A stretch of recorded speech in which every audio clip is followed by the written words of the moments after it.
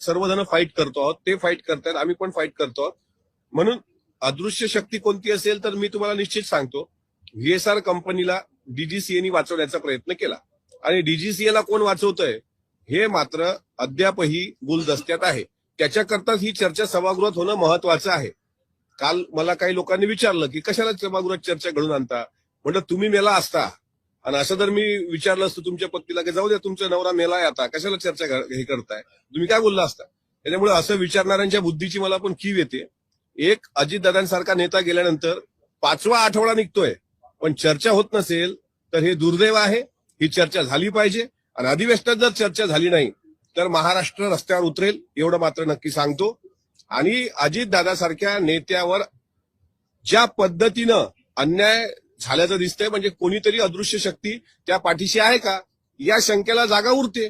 नसेल तर सभागृहात चर्चा घ्या, हरकत काय चर्चा घ्यायला.